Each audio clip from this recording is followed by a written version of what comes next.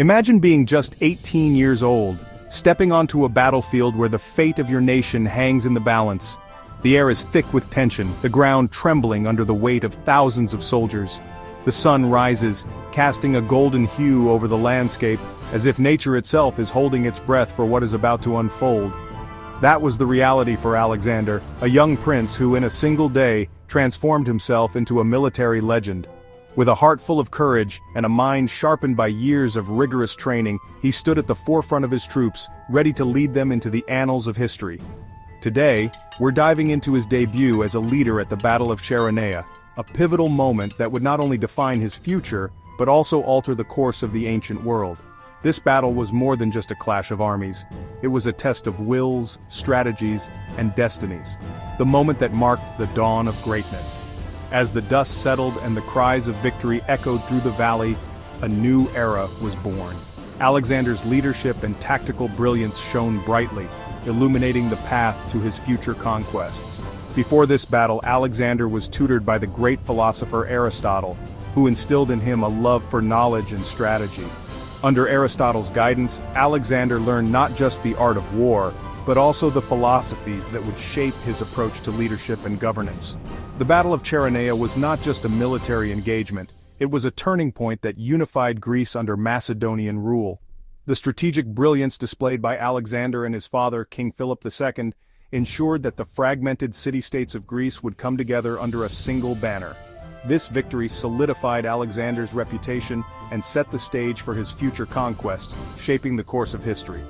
The young prince, who had once been a student of philosophy and strategy, had now become a beacon of hope and strength for his people. His journey was just beginning, but the Battle of Cheronea was the spark that ignited the flame of his legendary career. It's 338 BCE, a time of great turmoil and transformation in ancient Greece. Greece was fractured. Athens and Thebes had joined forces to resist Philip II of Macedon, Alexander's father. The city-states, once proud and independent, now found themselves in a precarious alliance, driven by the fear of Macedonian dominance. Philip, a seasoned strategist, knew this battle could unite Greece under Macedonian rule or plunge it into chaos. His military acumen was unmatched, and he had spent years perfecting his strategies and building a formidable army. The stakes were incredibly high, and the outcome of this conflict would shape the future of Greece.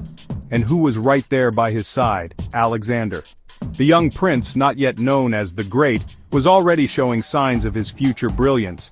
He was not merely observing, he was actively participating, learning the art of war from one of its greatest masters. Not as a spectator but as a commander. Alexander was given significant responsibilities, leading troops and making strategic decisions. This was his training ground, where he honed the skills that would later make him one of history's most legendary conquerors. The political landscape of Greece was a complex web of alliances and rivalries. City-states like Sparta, Corinth, and Argos had their own interests and agendas. Each city-state was a power unto itself, with its own ambitions and fears, making the political scene incredibly volatile. Philip II revolutionized military tactics with the Macedonian phalanx, a formidable formation that gave his army a significant edge in battle. This innovation was not just about the formation itself, but also about the rigorous training and discipline required to execute it effectively. The phalanx became the backbone of the Macedonian military might. He also used diplomacy and strategic marriages to weaken his enemies and strengthen his position, making him a master of both war and politics. Philip's ability to navigate the treacherous waters of Greek politics was as crucial to his success as his military innovations. Through cunning and strategic alliances, he managed to bring many city-states under his influence, setting the stage for his son Alexander to inherit a unified and powerful kingdom. Alexander wasn't your average teenager. Trained by none other than Aristotle, he had the mind of a philosopher and the heart of a warrior. Aristotle instilled in him a love for knowledge, teaching him subjects ranging from science to philosophy. But at Cheronea, it wasn't intellect alone that mattered, it was courage and strategy. Alexander's early military experiences included leading cavalry units and participating in battles alongside his father, King Philip II, and Alexander had plenty of both. As the battle raged on, the air was thick with the sounds of clashing swords and the cries of warriors. Dust swirled around the battlefield, obscuring vision and adding to the chaos. The ground trembled under the weight of thousands of soldiers locked in a deadly struggle for supremacy. In the midst of this turmoil, a young commander named Alexander was given a critical task: command the Companion Cavalry. This elite unit was known for its speed and power, and it was up to Alexander to use these strengths to turn the tide of the battle. And here's where he showed his brilliance. With a keen eye for strategy and an innate understanding of battlefield dynamics, Alexander quickly assessed the situation. He knew that a direct assault would be futile, so he devised a plan that would exploit the enemy's weaknesses. Spotting a weakness in the Greek lines, he saw an opportunity that others might have missed. The enemy's formation had a vulnerable point, a chink in their armor that could be exploited with precision and speed. With a decisive command, he led a thunderous cavalry charge directly at Theban forces, breaking their sacred band. The Companion Cavalry, under his leadership, moved like a well-oiled machine, their horses thundering across the battlefield with unstoppable force. The Sacred Band, an elite unit of 300 warriors considered nearly invincible, was shattered. The precision and ferocity of Alexander's charge were unmatched, and the Theban forces were thrown into disarray. The precision and ferocity of this charge turned the tide of the battle. The enemy, once confident in their strength, now found themselves on the defensive, struggling to regroup and counter the relentless assault. Alexander's use of the phalanx formation was revolutionary. This tight-knit formation of soldiers armed with long spears and shields created an impenetrable wall that could advance steadily against the enemy. But Alexander didn't stop there. He combined it with rapid cavalry maneuvers to outflank and overwhelm the enemy. This combination of heavy infantry and fast-moving cavalry created a dynamic and flexible fighting force that could adapt to any situation on the battlefield. His leadership style was marked by charisma and personal bravery, inspiring his men to follow him into the fiercest battles. Alexander led from the front, sharing the dangers and hardships of his soldiers, which earned him their unwavering loyalty and respect. This combination of tactical innovation and inspirational leadership secured his place as one of history's greatest military minds. His ability to inspire and lead, coupled with his strategic genius, ensured that his name would be remembered for centuries to come.